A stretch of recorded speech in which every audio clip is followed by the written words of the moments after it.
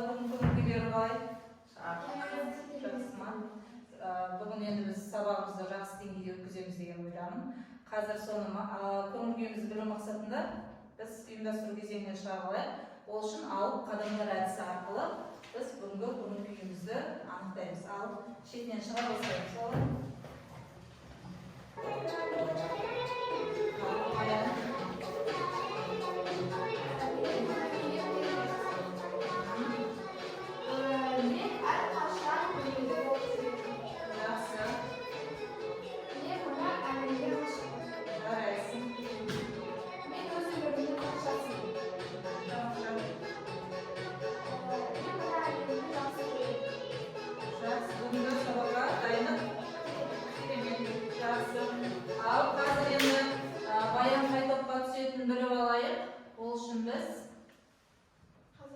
Қазақ үй әдісі арқылы, киіз үй әдісі арқылы осы жерден бір киіз үй таңдай ғой. Баян, мына компьютерден ноутбуктан таңдай ғой.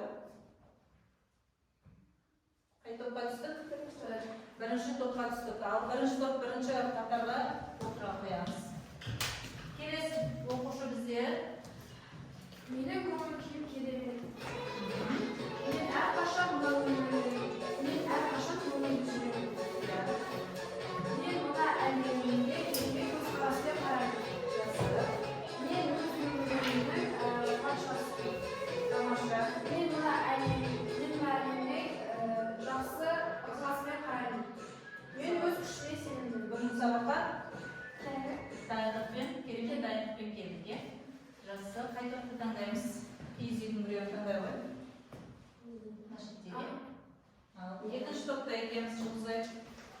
Келесі оқушы бізде. Енді біз сабағымызға қарай жалғастырайық. Біз алтыншы сабақтың тапсырмасы ретінде, үй тапсырмасы ретінде сабағымызды пысықтап алайық. Мына жерде бізде құпия суретті табуымыз керек, және кім дұрыс жауап береді, сол балалар бізде бір ұпайды иеленетін боламыз. Ол ұпайларды қазір анықтау үшін мына сұрақтарға жауап беретін боламыз. Ал экологиялық субсидия дегеніміз не? Осы жерден бір-бірден келіп, ноутбуктан белгілеп кетсеңдер болады. Суретті анықтаймыз. Мына жерден бір құпия сурет шығады. Ол біздің тақырыпқа негіз болады, е? Ал келе ғой. Жұлдызай, сұраққа жауап берейікші. Сұрақты оқимыз және жауап береміз. Сұрақты оқи ғой. Экологиялық субсидия дегеніміз не? Экожүйенің біртіндеп даму өзгеру процесі. Ал белгілей ғой бар.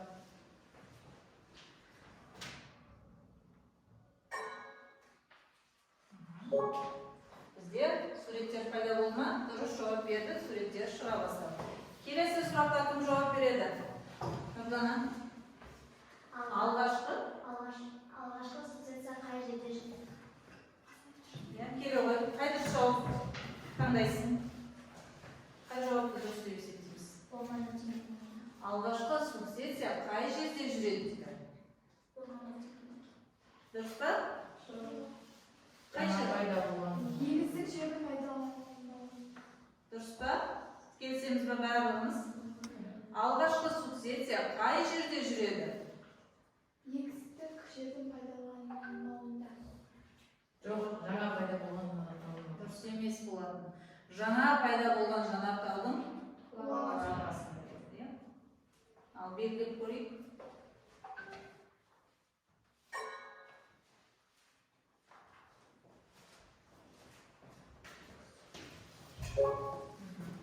Ал келесі сұрақ бізде кім жауап береді? Ерсайын оқушы. Екінші субсидияның мысалы қандай болады? Бірінші субсидия не еді балар?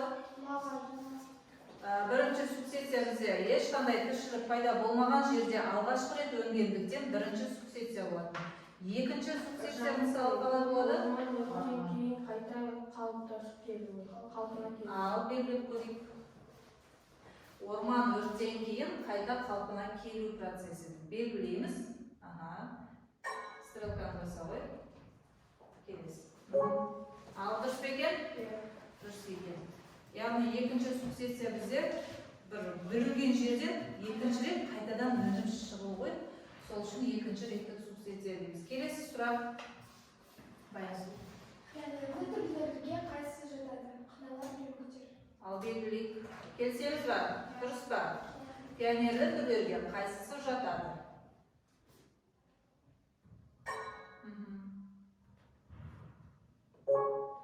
Ал жарайсыңдар. Келесі сұрақ.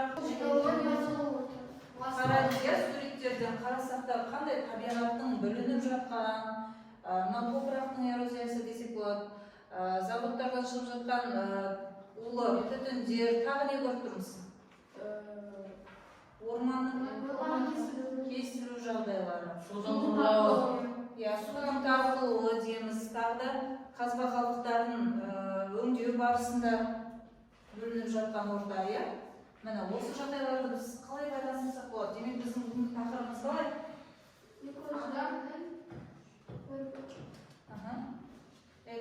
Қандай? Яғни біз тақырыпты жазып та қойдық, иә, олар адам экожүйенің бір бөлігі, антропогендік фактор және адам әрекетінің экожүйеге жағымды және жағымсыз әсері туралы айтады екенбіз. Жақсы. Балалар, енді сендерге мен қазір бағалы парағын таратып қояйын, иә?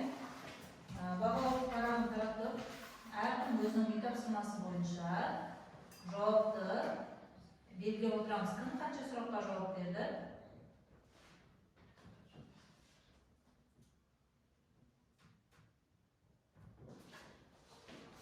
Кім қанша сұраққа жауап берді? Сол оқушылар өздерінің үй тапсырмасына бір балын қойып отырамыз. Мына жерде балалар ескілеп тұр. Үй тапсырмалары бар, осы сабақтың барысында тапсырмаларымыз бар. Сол жерге әркім өзінің балын қойып отырсын. Сонымен біз тақырыпты шығардық, иә? Адам экожүйенің бір бөлігі, антропогендік фактор, адам әрекеттерінің экожүйеге жағымсыз әсері болады. Бүгінгі сабағымыздың мақсаты не? Бүгінгі сабағымыздың мақсаты адам мен экожүйе арасындағы қарым-қатынасты сипаттау және де экожүйеге жағымсыз әсер ететін адам тіршілігінің салаларына мысал келтіру. Бүгінгі күнді дәптерге жазамыз, тақырыпты жазып алайық жылдам. Бүгінгі күнді тақырыпты жазып аламыз.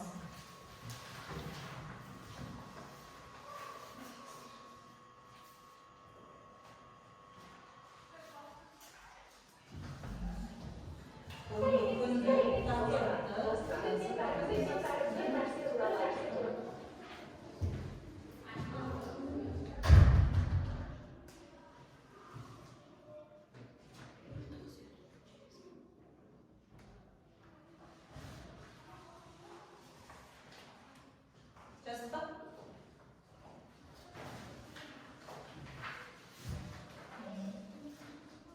бұл жерде біз үй тапсырмасы бойынша анықтайтын болсақ, бір балды кімдер алды? Алмады. Нұрдана сенде ғана бал жетпеді, иә? Үй тапсырмасында бал жоқ. Қалған оқушылардан бір балдан қойып шығамыз, жарай ма? Сонымен балалар, бүгінгі тақырыпты біз пысықтау мақсатында мына видео роликке назар аударамыз. Сәлеметсіздер ме, достар? Бүгін мен бәрімізге қатысты бір нәрсе туралы айтқым келеді. Адамдар біз экожүйенің бір бөлігі, біздің әрекеттеріміз экожүйені өзгерте алады. Үлкен тақырып сияқты естіледі, иә? Бірақ уәде беремін, өте қарапайым. Негіздерден бастайық. Экожүйе үлкен команда сияқты.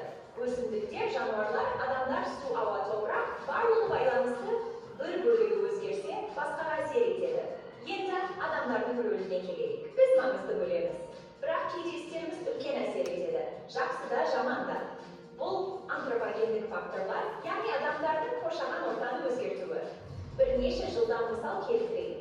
Қалалар салу, ормандарды кескенде құрылыс, бензинмен жүретін машиналар, пластикті лақтыру, суды ысырап ету, ауаның ластануы, судың ластануы, мекендеу орнының азаюы. Сонымен, бұл антропогендік факторлардың қандай жағымсыз әсерлері бар? Біріншіден, ластану. Адамның экожүйеге, яғни жағымды да, жағымсыз да әсер етуі, иә? Ал енді осы айтылды бізде жағымсыз әсерлер неден жатады екен? Жалпы зерттеуде экология Бастаңыз, иә, соның ішінде орманда кей су айтылып жатыр.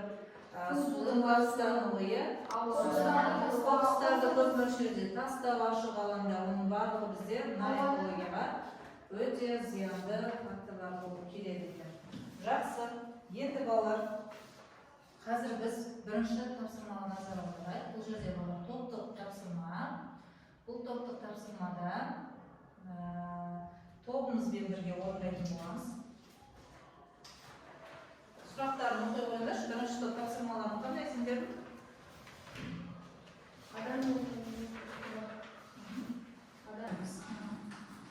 Ал, не айтамыз бірінші тапсырма? Бұл суретте біздің мектебіміздің ауласында өсімдіктер жоқ екен.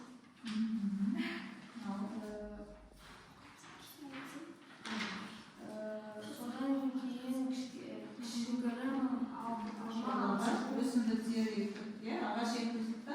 Ағаш ектік, жақсы. Суға қоқыс тастауға болмайды.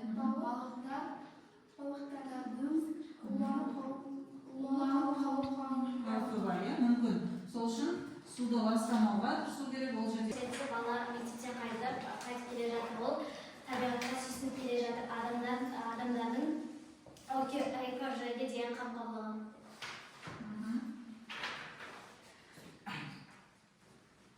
Не дейді?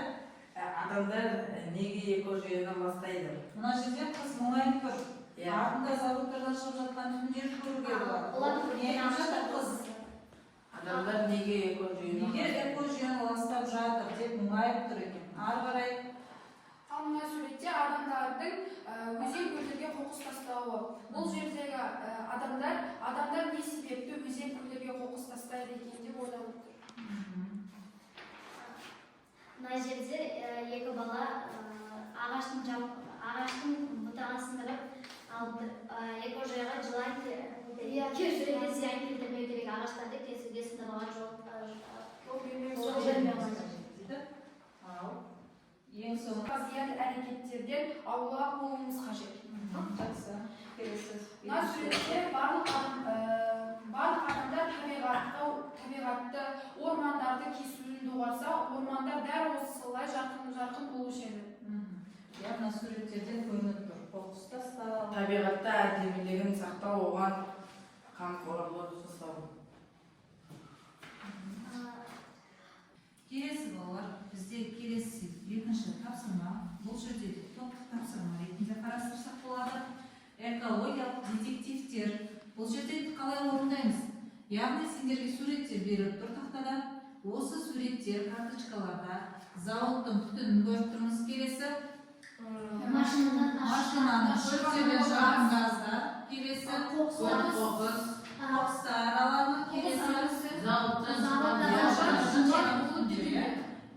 осы суреттерді екі суреттен бөліп алайық. Бірінші, екінші суретті бірінші қылып аламыз, жаңағы бізде пестицидтерді тазарту дейміз ғой.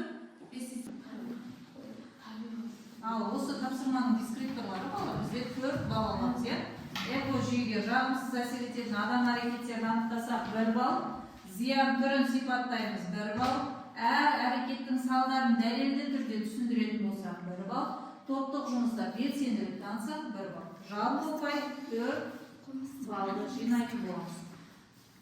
Суреттер бойынша дәптерімізге қылмыс орны, зиян түрі, салдар.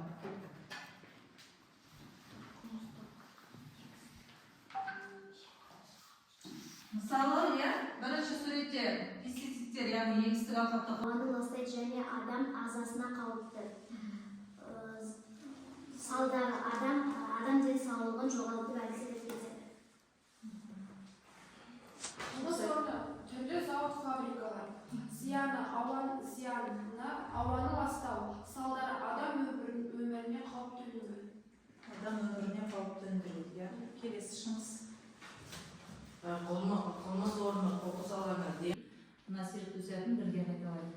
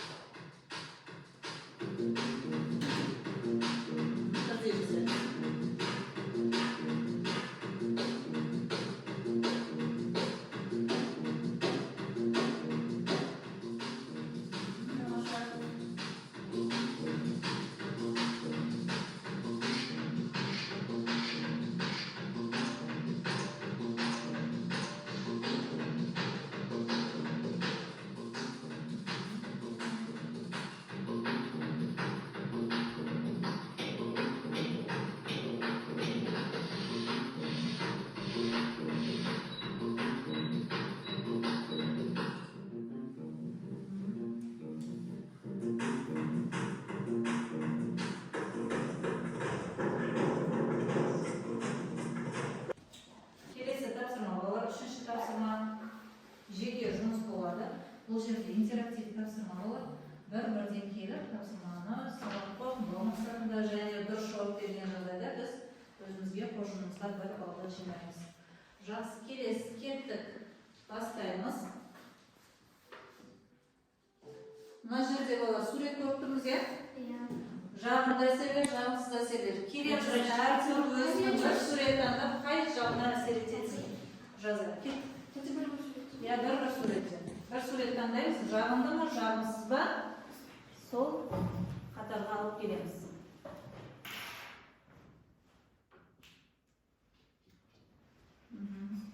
Кеттік. Шетінен шығайық. Жұлсайып, сурет таңдаймыз.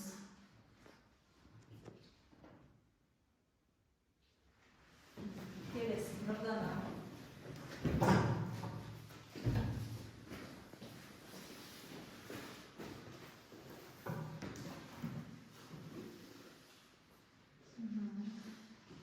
Арайлым келеуі. Қай сурет таңдаймыз? Жағымды ма, жағымсыз ба, сол қатарға алып барамыз. Кеттік.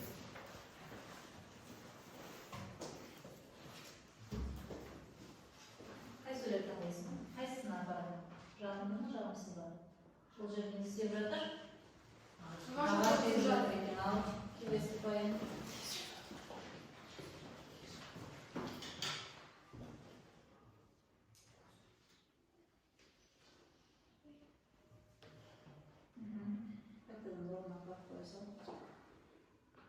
Келе ғой, ерсайын.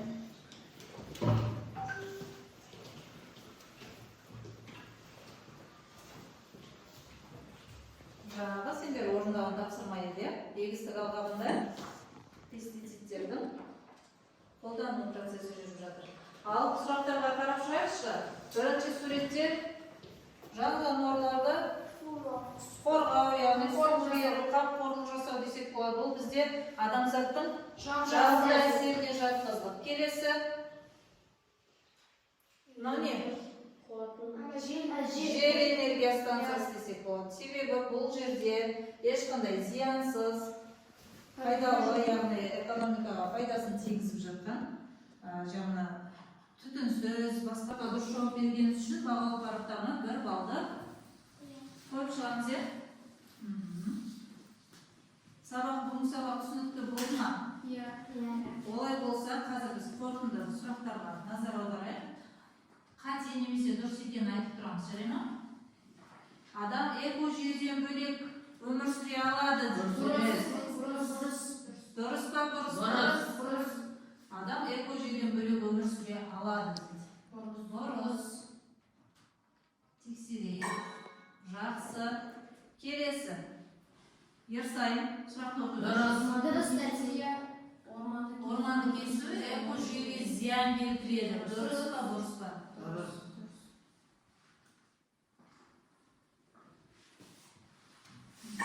Келесі.